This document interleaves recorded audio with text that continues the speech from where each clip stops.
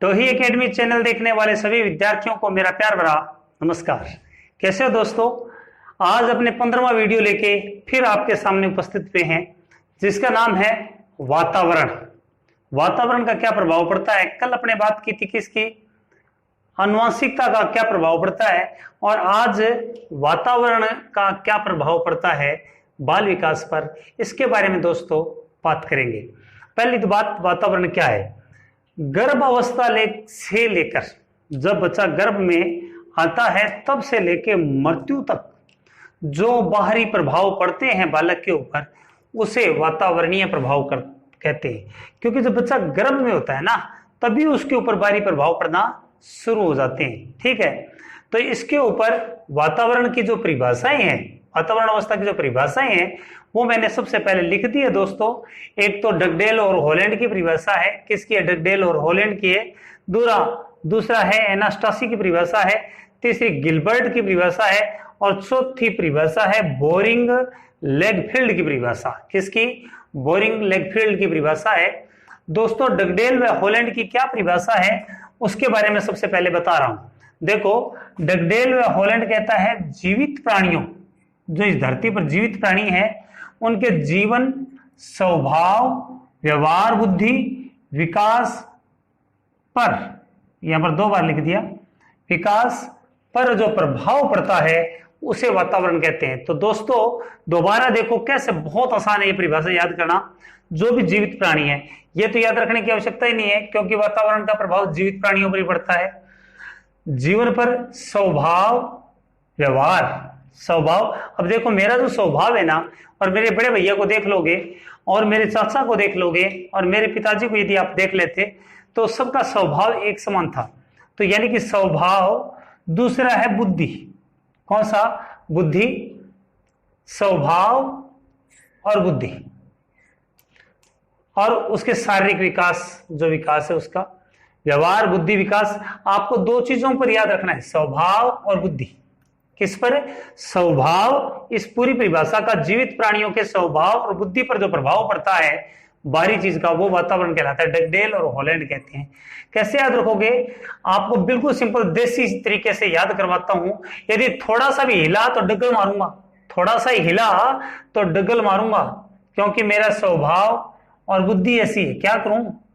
मेरा स्वभाव और बुद्धि ऐसी है, यदि आप थोड़े से हिले तो मैं आपको डगल मार के फिनिश कर दूंगा। तो पहली परिभाषा याद हो गई होगी, दोबारा फिर करवाऊंगा।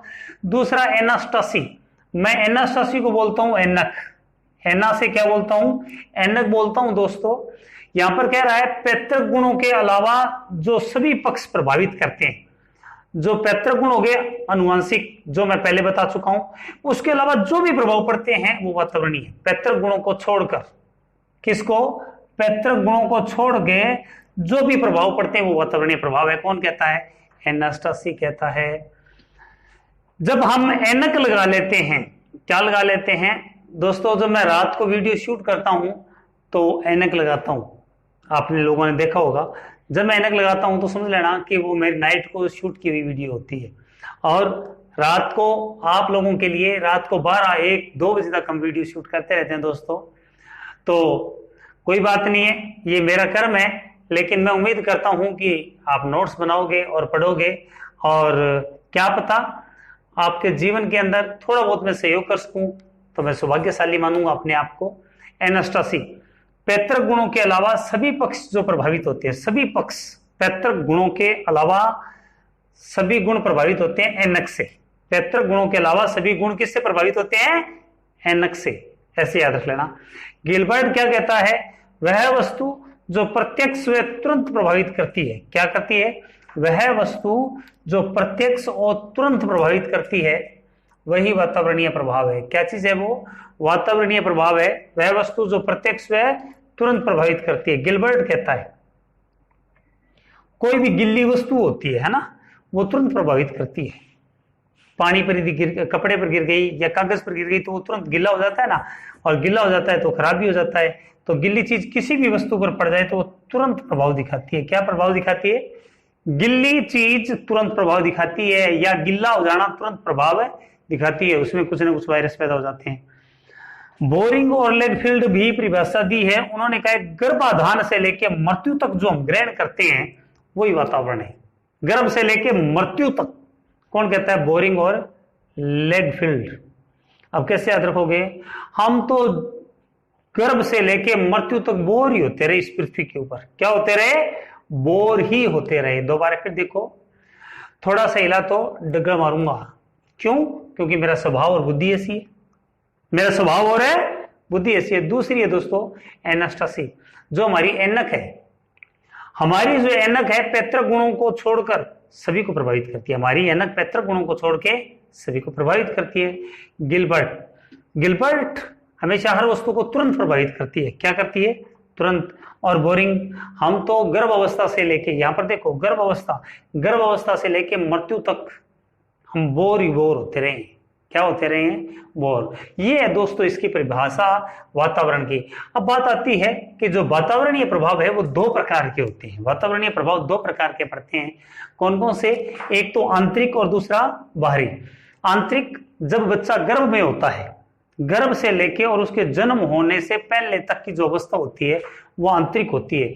उसके ऊपर प्रभाव पड़ते हैं माँ बाप। माँ जो होती है जैसी चीज खाएगी बच्चे के ऊपर उसका असर पड़ेगा। तभी तो आपको पता होगा जब बच्चा गर्भ में होता है तो माँ अच्छी चीजें खाती है, धार्मिक किताबों को पढ़ती है, धार्मिक जो नाटक होते हैं उनको देखती है और बहुत संभल के चलती है। यानी कि कोई भी प्रभाव, पेट के ऊपर कोई भी चीज लग गई तो भी उसके ऊपर प्रभाव पड़ेगा, खाने पीने से भी प्रभाव पड़ेगा।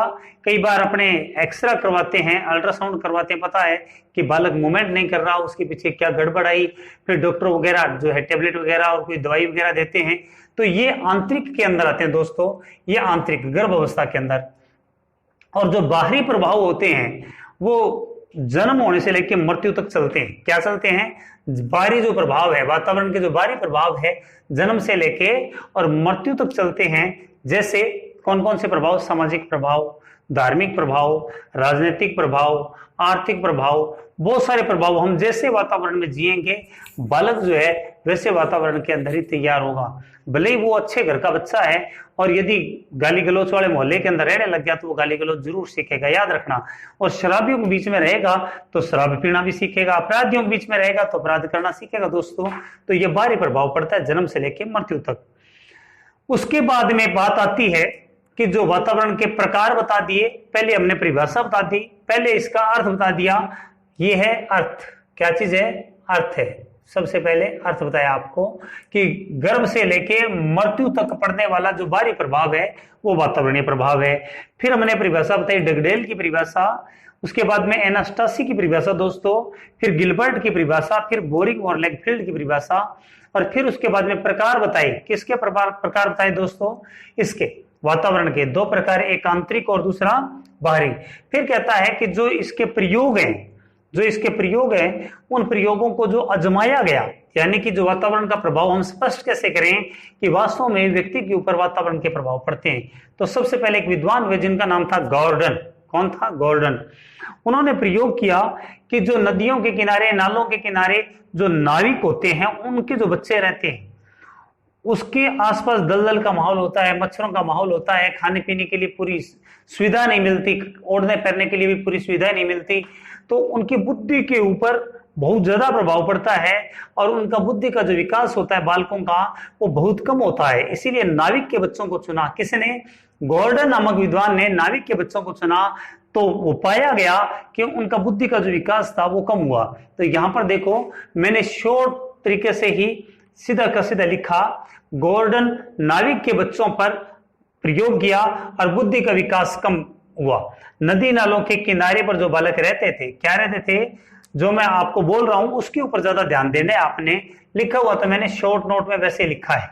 तो यहां पर गॉर्डन कहता है नाविक के बच्चों पर। प्रश्न आ जाए कभी कि ये जो वातावरण का प्रभाव पड़ता है, गॉर्डन नामक विद्वान ने किसके ऊपर प्रयोग किया? नाविक के बालकों के ऊपर, नदी नालों के किनारे पर है। तो जब उनका प्रयोग किया तो पता चला कि वातावरण का प्रभाव पड़ा, इसीलिए उनका बुद्धि का विकास कम होया हुआ था। तो गॉर्डन, जितने भी गार्डन है हमारे, उन गार्डन के अंदर नाविक रहते हैं। दूसरा प्रभाव है फ्रीमैन। फ्रीमैन ने देखा कि अनाथ आश्रम के अंदर जो बालक हैं उनको पूरी सुविधा नहीं मिली, इसीलिए उनकी जो आईक्यू लेवल था, बुद्धि लब्धि जो थी वो कम थी।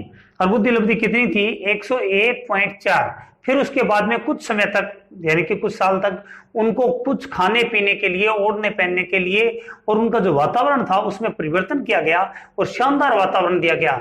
और शानदार वातावरण देने के बाद में कुछ समय के बाद जब चेंज करने के बाद में देखा गया कि उनकी बुद्धि लब्धि वो 111.4 हो गई। क्योंकि आपको पता आगे जब मैं बुद्धि करवाऊंगा तो किस फार्मूले के द्वारा बुद्धि लब्धि निकाली जाती है और बुद्धि क्या होती है और किस प्रकार बुद्धि बढ़ती है, ये सारी बातें उसमें बात करेंगे। तो फ्रीमैन ने अनाथ आश्रम के बालकों पर अध्ययन किया था कि पहले उनको सुविधा नहीं मिल रही थी तो उनकी बुद्धि काम कर रही थी 101.4, लेकिन जब उनको पूरी तरह से सुविधाएं मिल गई दोस्तों, तो उसके बाद में 111.4 बुद्धि लब्धि काम करने लगी। ये वातावरण का प्रभाव पड़ा, ये फ्रीमैन ने कहा।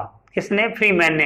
तो अनाथ आश्रम के बालकों पर किया। तो आपने याद कैसे रखा है कि जब भी मैं फ्री होता हूं तो अनाथ आश्रम के बालकों को पास में चला जाता हूं। फिर लुकास नामक विद्वान था, उसने प्रयोग किया 1904 के अंदर। और उसने क्या प्रयोग किया? प्रयोग तो क्या किया, उसको मिला कि एक लंगूर था और वो बालक को उठा ले गया।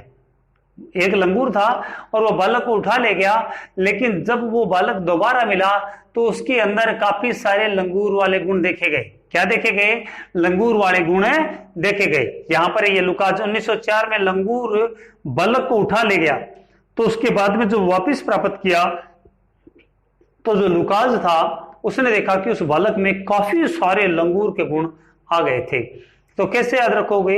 एक दिन बालक को एक लुक छिपके और लंगूर ले गया। लुक से लुकास, लुक छिपके उसको ले गया।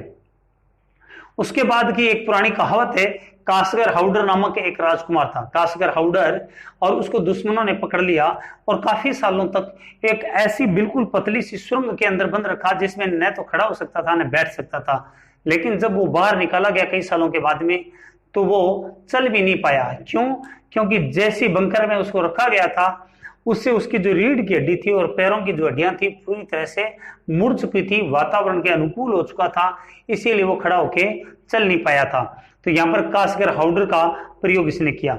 उसके बाद में अमला और कमला दो बहनें थी। अमला और कमला दो बहनें थी और उनको जंगल के अंदर कोई जंगली जो जानवर थे वो उठा के ले गए। किसको? अमला और कमला को। जब उठा के ले गए दोस्तों, तो उसके बाद में एक पादरी था 1921 के अंदर, वो दोनों बहनों को उसने प्राप्त किया एक गुफा से, अमला और कमला को, दोनों को। तो इसमें जो अमला थी वो मर चुकी थी, लेकिन कमला 8 वर्ष तक जिंदा रही। और जिंदा रही ना वो, तो उसके बाद में उसमें देखा गया तो काफी सारे उसके अंदर जानवरों के गुण थे। किसके अंदर? कमला के अंदर। अमला कमला की पादरी, बंगाल का एक पादरी था, उसको बंगाल के पादरी ने एक गुफा से इनको प्राप्त किया था। उसके बाद में छठा प्रयोग है केलग और वेलग पर। किस पर है? केलग और वेलग नामक जो थे उसके ऊपर। यहां पर जो चिंपाजी था, एक कौन था? चिंपाजी नामक केलग और दूसरा वेलग, एक बालक था, उन दोनों को इकट्ठा रखा गया। केलग और वेलग को दोनों को इकट्ठा रख गया। एक चिंपाजी था, चिंपाजी का बच्चा था जिसकी उम्र 8 से 10 माह के बीच में थी, और इतनी ही जो बालक था उसकी उम्र थी।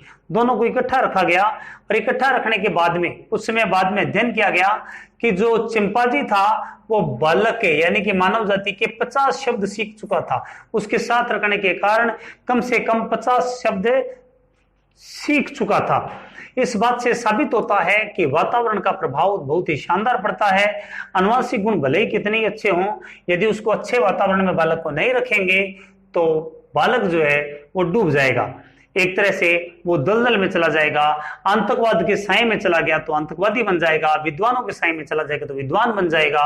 यहां पर परिभाषाओं को मैं एक बार दोबारा से आपको रिपीट करवा देता हूं दोस्तों। डगडेल ये कहता है कि स्वभाव और बुद्धि, व्यवहार, इसका विकास होता है वातावरण के अच्छे संपर्क में आता है तो उसके ऊपर प्रभाव पर, इसके स्वभाव पर और बुद्धि पर इसका असर पड़ता है। तो याद कैसे रखोगे? मेरा स्वभाव और बुद्धि ऐसी है कि आप थोड़े से हिले तो मैं आपको डगड़े मार दूंगा। दूसरी है दोस्तों एनास्टासी। एनास्टासी ये कहता है पैतृक गुणों के अलावा सभी पक्षों को प्रभावित करता है वातावरण। तो यहां पर मेरे को जब ऐनक लगाई होती है, क्या लगाई होती है? ऐनक लगाई होती है, तो मेरे पैतृक गुणों को छोड़ के सब चीजों को वह ऐनक प्रभावित करती है। गिलबर्ट ये कहता है कि वह वस्तु जो प्रत्यक्ष और तुरंत प्रभावित करती है, प्रत्यक्ष और तुरंत प्रभावित करती है, तो गिल्ला पानी एकमात्र, यानी पानी गिल्ला ही होता है, गिल्ली चीज हमेशा प्रत्यक्ष और तुरंत प्रभावित करती है। उसके बाद में बोरिंग और लेगफील्ड क्या कहता है, गर्भ अवस्था से लेके और मृत्यु तक, गर्भ अवस्था से लेके मृत्यु तक जो चीज काम करती है और हम जो ग्रहण करते हैं उसको वातावरण कहते हैं। तो बोरिंग, मैं तो जन्म से मृत्यु तक बोर हो गया।